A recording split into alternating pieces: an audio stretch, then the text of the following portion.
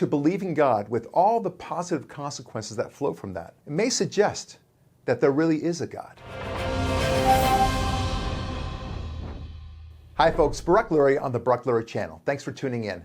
Today you hear a lot about people claiming that believing in God is a delusion. In fact, there is a title of a book called The God Delusion. But indeed, is it a delusion? Let's talk about delusions first of all and see about whether or not they're actually healthy. If you had a friend who said that she was the Queen of England, and she's not the Queen of England, you would say that's not very healthy for you. Bad things are going to happen to her in terms of not being able to work, in terms of not being able to have relationships, or a family for that matter. It's unhealthy. Likewise, if someone thought that he still had a job that he doesn't have, he's been fired a long time ago, he's not moving on with his life, and that's, in a way, unhealthy for him as well. Or a guy thinks that he's still with his girlfriend, and he's chasing her and even stalking her. That's not healthy for him, nor for her. They both need to move on. These are delusions. We all understand that, right? Yet people call believing in God a delusion. But this particular delusion is an interesting one, isn't it?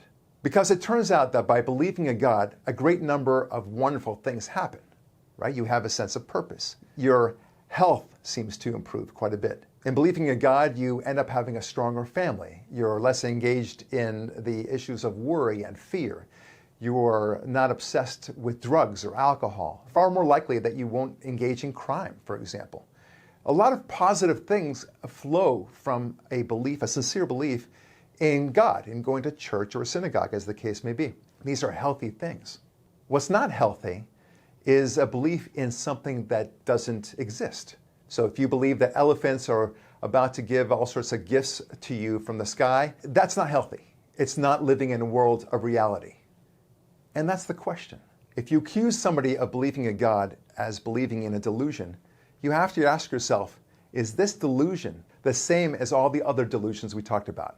I put it to you that they're not at all the same. To believe in God with all the positive consequences that flow from that, it may suggest that there really is a God, that fulfills our sense of purpose, our sense of meaning in a world where we need that meaning, where we have that sense of ambition, that sense of making the world a better place. Without God, we don't have that sense. At least logically, we don't. So I put it to you, perhaps not believing in God is the real delusion. I'm Barak Lurie. Thanks for watching, and we'll talk with you next week.